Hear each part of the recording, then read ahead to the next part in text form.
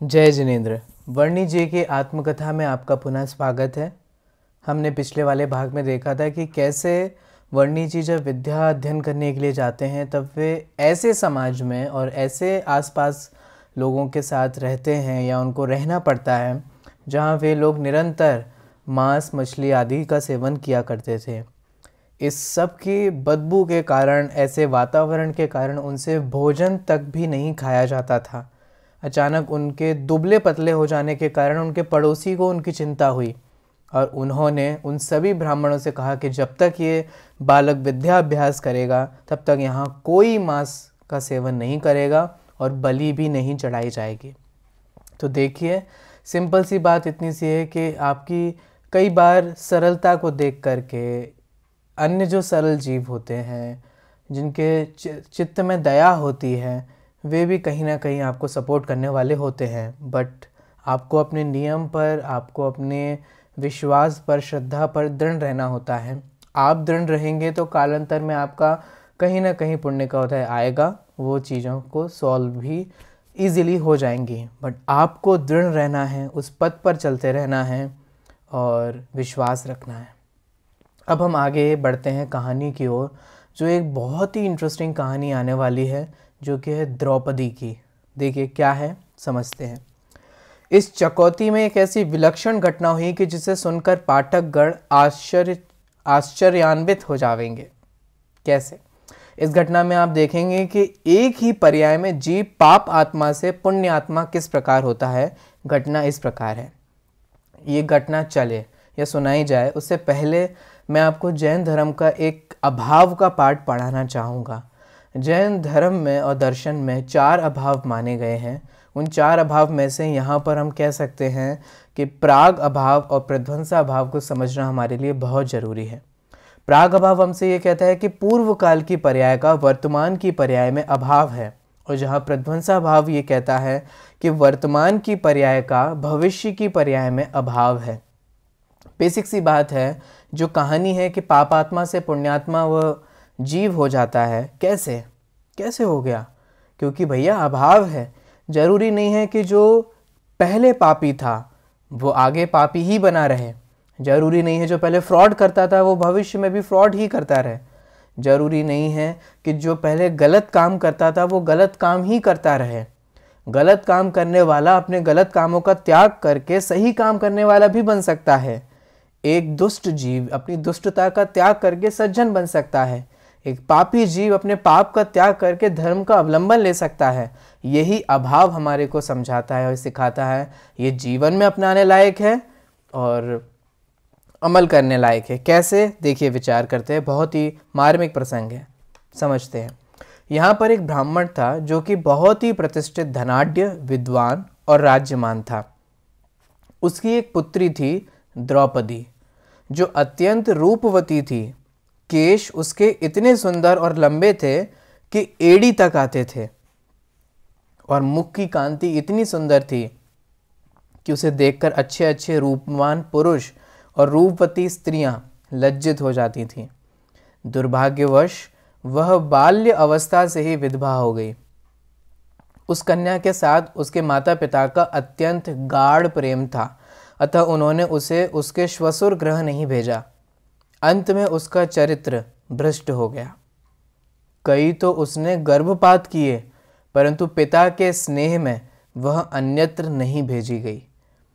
रुपयों के बल से उसका सब पाप छिपा दिए जाते थे, परंतु पाप भी कोई पदार्थ है जो छिपाए से नहीं छिपता। ये बहुत सुंदर लाइन है। देखिए, कोई पाप अगर हमारे जीवन में होता है तो हम दूसरों से भले ही छिपा भी लें, पाप करते हुए तो आप छिपा सकते हैं, लेकिन जब पाप का उदय आएगा तब आपके पास छिपाने की कोई साधन नहीं है।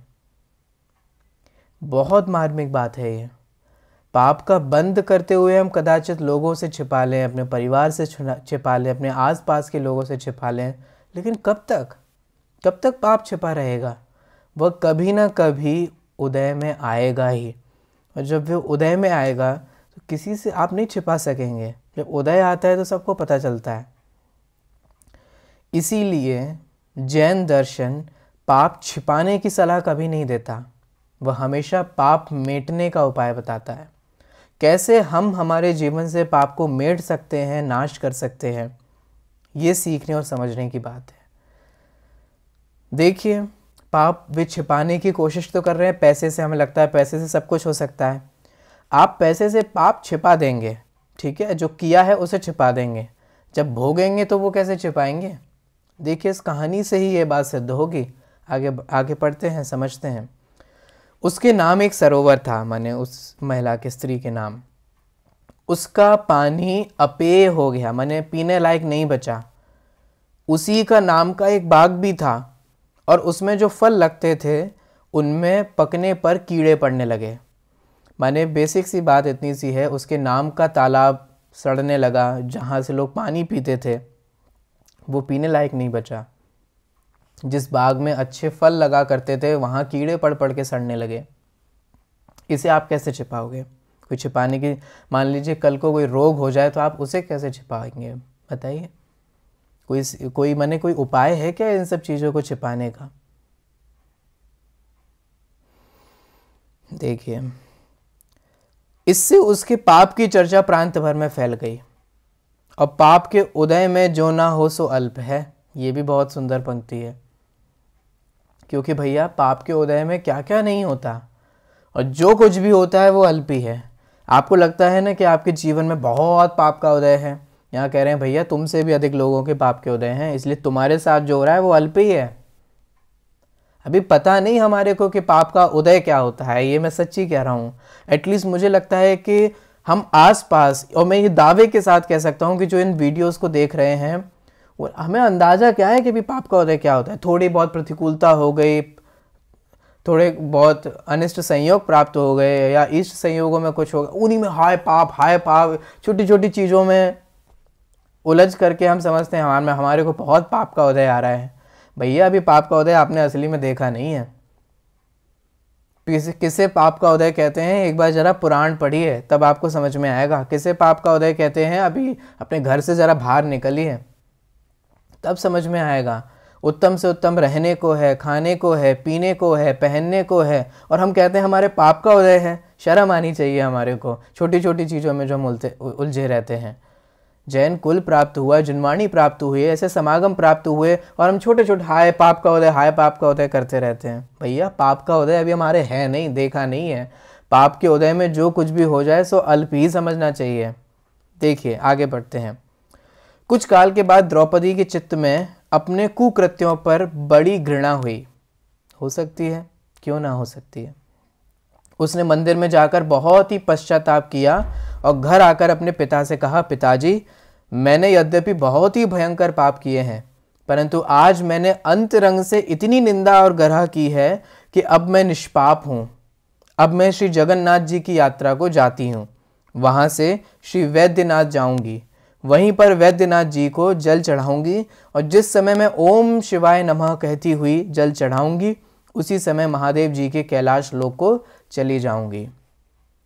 द्रौपदी की यह बात सुनकर उसके पिता बहुत ही प्रसन्न हुए और गदगद स्वर में बोले, बेटी, मैं तुम्हारी कथा सुनकर अत्यंत प्रमोद को प्राप्त हुआ हूँ। मैं आस्तिक हूँ, अतः यह मानता हूँ कि ऐसा होना असंभव नहीं। ऐसे अनेक उपाख्यान शास्त्रों में आते हैं जिनमें भयंकर पाप करने वालों का भी उसी जन्म में उद्धार होना लिखा है। माने वे, ये आस्तिक का मतलब ये होता है, यहाँ जो दर्शन में लिया जाता है कि भगवान तुम्हारे सारे पाप को हर लेंगे। माने आप पाप किए जाओ और भगवान तुम्हारे पाप को हर लेंगे, ऐसी बात है। अच्छा, यह बताओ कि यह यात्रा कब करोगी? पुत्री ने कहा, वैशाख सुदी पूर्णिमा के दिन यात्रा के लिए जाऊंगी। अब क्या था, संपूर्ण नगर के लोग उस दिन की प्रतीक्षा करने लगे। बहुत से स्त्री पुरुष भक्ति से प्रेरित हो यात्रा की तैयारी करने लगे, और कितने ही कौतुक देखने की उत्सुकता से यात्रा के लिए चेष्टा करने लगे। माने काफ़ी आयोजन टाइप का वो हो गया। सभी के मन में इस बात का कौतुक था, माने कौतूहल था, जिज्ञासा थी, क्यूरियोसिटी थी कि जिसने आजन्म पाप किए हैं वह भला शिव लोक को सिधारे। बहुत कहने से क्या लाभ है। अंत में वैशाख की पूर्णिमा आ गई। प्रातःकाल 9 बजे यात्रा का मुहूर्त था। गाजे बाजे के साथ द्रौपदी घर से बाहर निकली। ग्राम भर के नर नारी उसे पहुंचाने के लिए ग्राम के बाहर आधा मील तक चले गए।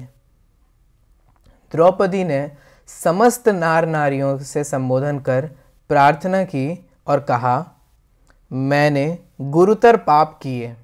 मैंने वो एक्सेप्ट करना मैंने अपने आप में बड़ी बात है, और वो भी सबके सामने एक्सेप्ट करना। अक्सर तो लोग नहीं मैंने किया ही नहीं, मैं करता ही नहीं, मेरे से हुआ ही नहीं। हम लोग तो कभी एक्सेप्ट करने वाले ही नहीं होते हैं। एक्सेप्ट नहीं करते इसलिए मिटता भी नहीं है। उन्होंने एक्सेप्ट किया और मिट भी दिया। देखिए वो क्या कह रही हैं, मैंने गुरुतर पाप किए। काम के वशीभूत होकर यहाँ पर जो अनुग्रह झा खड़ा है इसके साथ गुप्त पाप किए। सहस्त्रों रुपए इसे खिलाए, 5 बार भ्रूण हत्याएं भी की। सोचिए, विचार कीजिए। मैंने हम लोग को आजकल के वातावरण को देख करके ये बात कितनी प्रासंगिक सी लगती है। काम के वशीभूत होकर के हम क्या क्या नहीं कर रहे हैं। अपने रिश्तों में दरारें डाल रहे हैं, अपने सालों के रिश्तों को खराब कर देते हैं छोटे से काम की वशीभूत होकर के, जो बिल्कुल एंडलेस है। क्षण मात्र के सुख के कारण, अल्प सुख के कारण हम पैसा बहाने में लग जाते हैं। पैसा तो आपके पूर्व के पुण्योदय से प्राप्त हो गया है, इसलिए आप अभी बहा दे रहे हैं। पर क्या आपको यह पता है कि अभी जो आप पाप कर रहे हैं इसका क्या फल होने वाला है?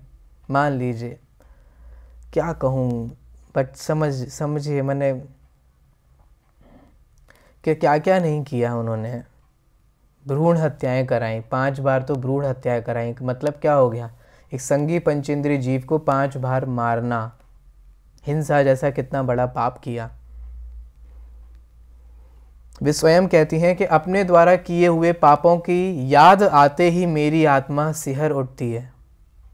परंतु आज से 20 दिन पहले मुझे अपनी आत्मा में बहुत ग्लानि हुई और यह विचार मन में आया कि जो आत्मा पाप करने में समर्थ है वह उसे त्याग भी कर सकता है। बस ये बात हमेशा ध्यान रखिए, जो कर सकता है वो त्याग भी कर सकता है।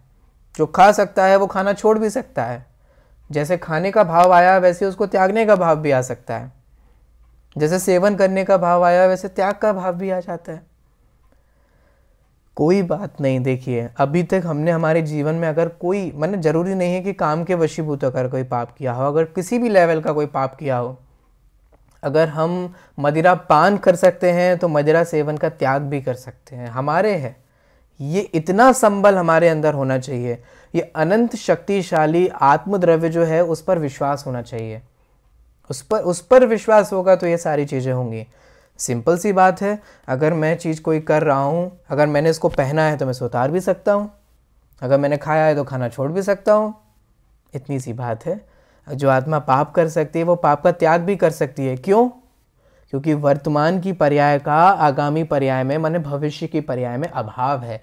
यह हमें प्रध्वंसा अभाव समझाता है। जरूरी नहीं है कि आप जैसे अभी हैं वैसे ही बने रहेंगे या वैसे ही बने रहना आपको जरूरी है। आप बदल सकते हैं, आप चेंज भी हो सकते हैं, आप सुधर भी सकते हैं। देखिए,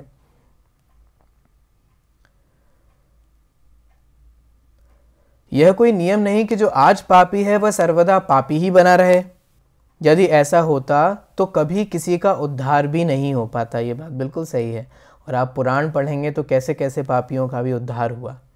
पाप का त्याग करके उद्धार होगा। लेकिन आत्मा निमित्त पाकर पापी हो जाता है और निमित्त पाकर पुण्यात्मा भी बन सकता है। हमारा आत्मा इन विषयों के वशीभूत होकर निरंतर अनर्थ करने में ही तत्पर रहा, अन्यथा यह इस प्रकार दुर्गति का पात्र नहीं होता। मैं एक कुलीन कुल में उत्पन्न हुई। मेरा बाल्यकाल बड़ी ही पवित्रता से बीता। मैंने विष्णु सहस्त्र नाम आदि स्तोत्र पढ़े और उसका पाठ भी किया। मेरे पिता ने मुझे गीता का भी अध्ययन कराया था, मैं उसका भी पाठ करती थी।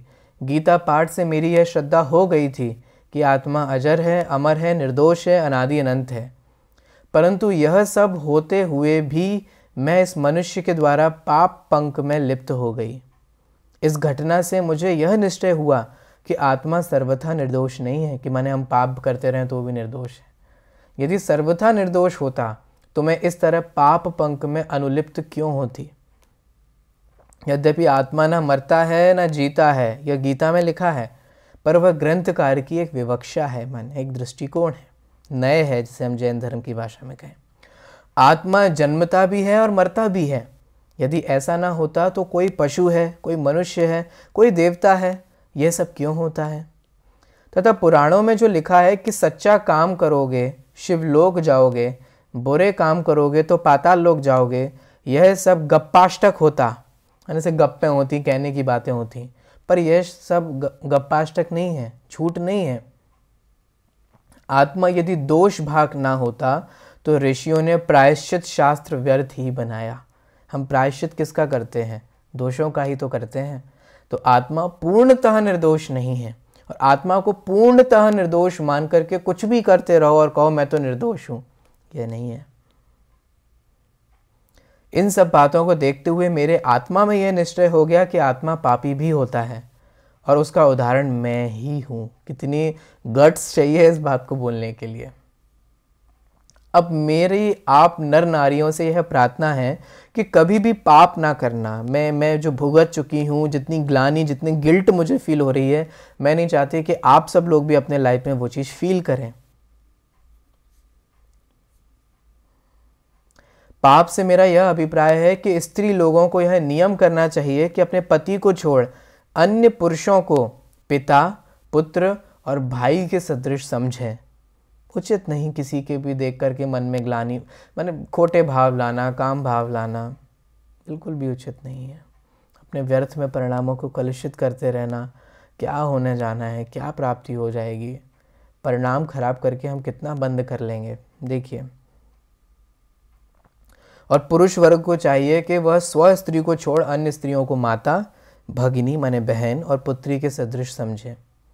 मैंने बेसिक सी बात है, जो हमसे बड़े एज के हैं उनको माता, जो हमारी एज के हैं वो बहन, और जो हमसे छोटी हैं बहुत उनको हमें पुत्री सदृश समझना चाहिए। अन्यथा जो मेरी दुर्गति और निंदा हुई दुनिया में वह आपकी होगी। माने कितना खुले तौर पे वो कह रही है, जैसे मेरे बारे में बातें बनी ऐसे आपके में बनेंगी। देखो, श्री रामचंद्र जी महाराज ने बाली को मारा, तब बाली कहता है मैं बैरी सुग्रीव प्यारा, कारण कवन नाथ मोहि मारा। उत्तर में श्री रामचंद्र जी महाराज कहते हैं अनुज वधु भगिनी सुत नारी, सुन शट ये कन्या समचारी, इन्हीं कुदृष्ट करे जो कोई, ताही बधे कछु दोष न होई।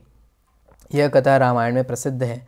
इसलिए आज से सब नर नारी इस व्रत को लेकर घर जावें। इसे ना लेने से आपका कल्याण नहीं है। इसके सिवाय एक बात और कहना चाहती हूँ कि वह यह कि भगवान दीन दयालु हैं। मैंने वे वैष्णव थी, हिंदू थी, इसलिए वे ऐसी बातें कह रही हैं कि वे दीन दयालु हैं। उनकी दया प्राणी मात्र के ऊपर होनी चाहिए। पशु भी एक प्राणी है। उन्होंने ऐसा कौन सा अपराध किया है कि उन निरपराधों का दुर्गा देवी के सामने बलि चढ़ाया जाता है? जिसका नाम जगदम्बा है उसे उसी का पुत्र मारकर दिया जावे, यह घोर पाप है जो कि हम लोगों में आ गया है, और इसी से हमारी जाति में प्रतिदिन शांति का अभाव होता जाता है। देखो इनकी विचारधारा कहाँ तक दूषित हो गई। एक ने तो यहाँ तक अनर्थ किया जिसे कहती हुई मैं कंपायमान हो जाती हूँ। कचिद्वंत्य मृतमस्ति सुरालयेषु, केचिद्वन्ति वनिताधर पल्लवेषु, ब्रूमो वयम सकल शास्त्र विचार दक्षा, जम्बीर नीर परिपूरित मांस खंडे। इस प्रकार मांस भक्षणों ने संसार में नाना अनर्थ फैलाए। माने अपने खाने के लिए उन्होंने ग्रंथों में भी वो जोड़ दिए। जिनके मांस का भोजन है उनके दया का लेश नहीं है।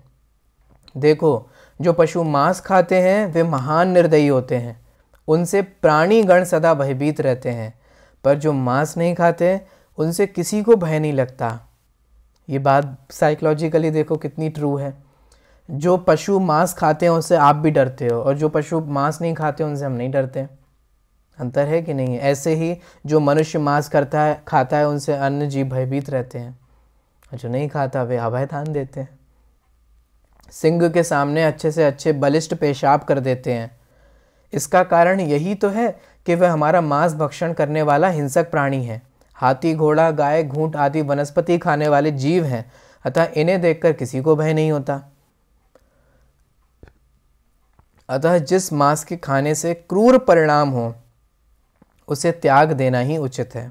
देखो आपके सामने जो गणेश प्रसाद खड़े हैं, यह जैनी है, इनका भोजन अन्न है। अपना ग्राम इतना बड़ा है, यहाँ पर 1000 ब्राह्मणों का निवास है। ब्राह्मणों का ही नहीं, पंडितों का निवास है। जो देखो वही इनकी प्रशंसा करता है। सब लोग यही कहते हैं कि यह बड़ा सौम्य छात्र है। उसका मूल कारण है इसकी दयालुता।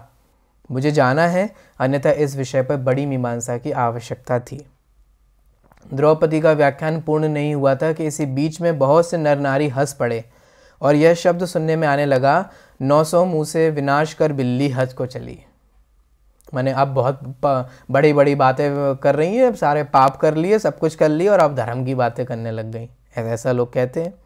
यह वाक्य सुनते ही द्रौपदी ने कहा कि ठीक है, परंतु अब मैं पापिनी नहीं हूँ।